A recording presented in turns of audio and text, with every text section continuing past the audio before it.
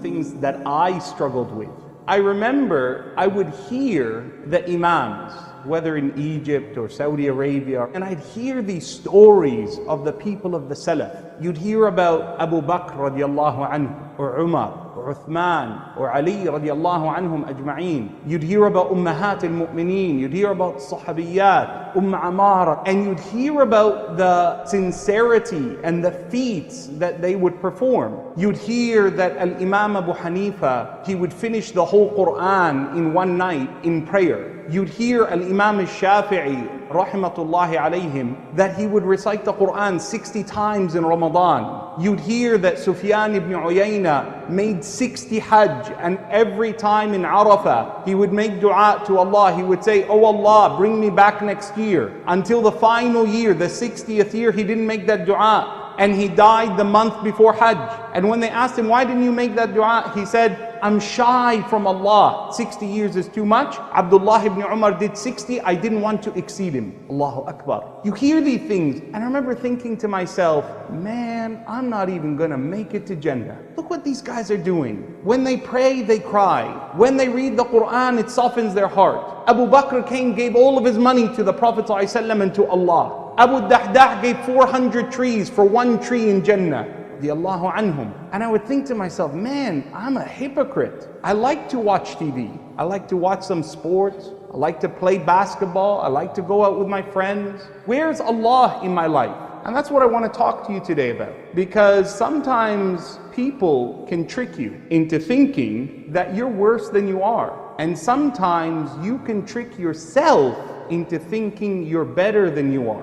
Sometimes it could be even your parents, could be your teachers. They might make you think you're worse than you are. They put you down. You're not even worthy to be put in the rubbish. Sometimes the way we talk to each other makes us feel low. And sometimes you make yourself think you're better than you are. And in between that is the balance. In between that is the sunnah of the Prophet ﷺ.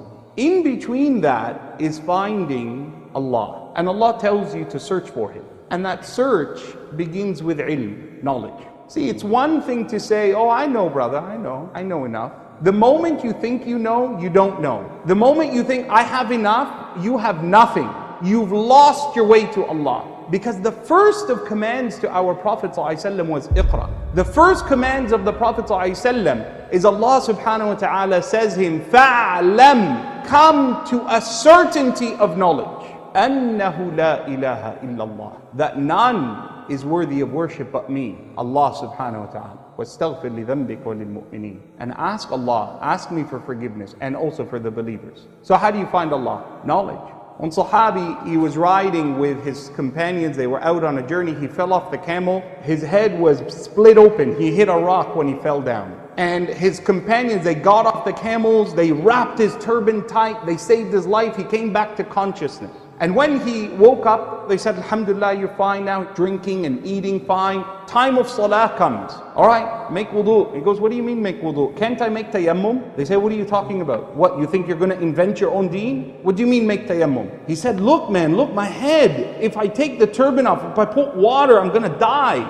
They said, Allah says in the Quran, فَإِن لَمْ تَجِدُوا مَاءً فَتَيَمَّمُوا صَعِيدًا طَيِّبًا. If you don't have water, make tayammum. Then you can use the earth to make a ritual cleansing. But we have water. What, you're going to make your own madhab? You're going to think for yourself? This is what Allah said. This is what Rasulullah ﷺ. This is the sunnah. He said, "You sure?" They said, "Yeah." Took his turban off, made wudu, died. Got infected, died. They buried him in the desert. They came home a few days later. They see the Prophet ﷺ. Prophet asked, "Where is he?" فقالوا مات يا رسول الله وحكى له حكايته. They told him the story. فقال النبي صلى الله عليه وسلم قتلوه. They murdered him. They killed him. ألا سألوا. How dare they not come and ask me? How dare they think that they know enough just because they read a verse of the Quran? إنما شفاء العي السؤال. The cure of ignorance is to ask a question. You have to ask someone who knows. فَاسْأَلُوا أَهْلَ الذِّكْرِ.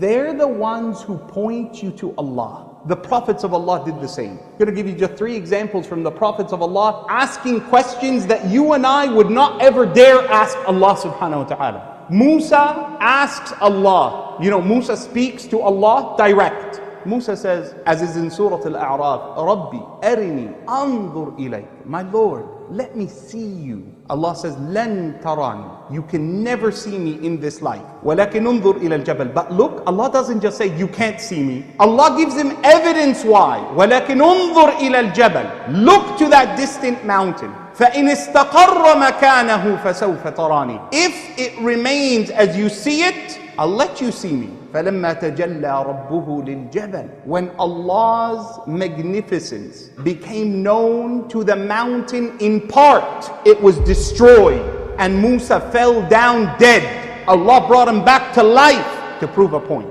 He asks the question. I want to know. Ibrahim asks Allah, as is in Surah Al-Baqarah. Because I'm telling you, if you have a question, you can't just keep it. You got to ask. Ibrahim says to Allah, Rabbi arini kayfa tuhyi al-mawta. Oh Allah, show me how you bring the dead to life. Allah says, awalam tu'min. Is it because you doubt? You don't believe? You don't believe I can do it, Ibrahim? قال بلى ولكن ليطمئن قلبي. No, Allah, I believe in you, oh Allah. But my heart, I just want it to be at ease. Meaning there's something here in my chest. Allah says, you believe? I'll still show you. فَخُذْ أَرْبَعَةً مِّنَ الطَّيْرِ فَصُرْهُنَّ إِلَيْكَ. Take 4 birds, different shapes and colors and sizes and feathers. Cut them into small pieces. Mix them up. وَاجْعَلْ عَلَى كُلِّ جَبَلٍ مِّنْهُنَّ جُزْءًا. Put some on every distant mountain. ثُمَّ ادْعُهُنَّ. And then call them to you. يَأْتِينَكَ سَعْيًا. They will come putting themselves back together and fly back to you. Allahu Akbar. Isa alayhi salam, the Hawariyin, the believers, the Sahaba of Jesus alayhi salam, they believe in him. They saw him with their own eyes by the power of Allah bring the dead to life, breathe into a clay model of a bird with the power of Allah came into life. They saw him with the power of Allah cure the blind and the deaf and the mute. All of this, and they still ask. They say, Ya Isa ibn Maryam, ask Allah subhanahu wa ta'ala an yunazzil alayna ma'idatan min as-sama'. Ask Allah to bring down a table spread from the heaven, something we can eat from. Takunu lana 'ida. We'll take it as a day of celebration, and so it's a day that we will be proud of knowing Allah brought heavenly food down to us. قال اتقوا الله. He said, fear Allah. What's wrong with you people? Everything you saw, you want more? They have a question. Allah says, I will answer. قال إني منزلها عليكم. I will bring it down to you. But the one who eats from it and then disbelieves, فَأُعَذِّبُهُ عَذَابًا لَا أُعَذِّبُهُ أَحَدًا مِنَ الْعَالَمِينَ. Allah gives them the answer to the question. So that brings us back to you. Who do you ask? And what do you ask about? 3 questions that I want you to begin with. The first question is, do I love Allah? Have I chosen Allah? You're not a Muslim just because you were born Muslim. You're a Muslim because you made a choice. أَسْلَمْتَ وَجْهَكَ لِلَّهِ. You have to give yourself to Allah subhanahu wa ta'ala. Number 2, have I walked and taken the first step on His sirat al-mustaqim? Have I planned to take the steps that will lead me to Jannah? Or am I just living life by accident? Whatever happens, happens. If my parents take me to the masjid, I go to the masjid. If they don't, I'm not gonna go. If my father tells me, did you pray? I pray. If he doesn't, I don't. What do you want? You want to be spoon-fed like a baby? Or are you gonna get up and cook it? That's what you gotta do. So are you walking the straight path? Or is people carrying you every step of the way? And third and finally, and I leave you with this question, is what am I willing to give up for Allah? What are you going to give up to be successful in finding Allah? And if you find Allah, it is as the Prophet ﷺ says to Abdullah ibn Abbas, a young man like you, a young Muslim like you, my brothers and sisters. احفظ الله يحفظ. Guard Allah, He will guard you. احفظ الله تجده تجاه. Guard Allah, you will find Him in front of you, always with you, always leading you in success in life. And I pray that Allah subhanahu wa ta'ala gives you and I success in life.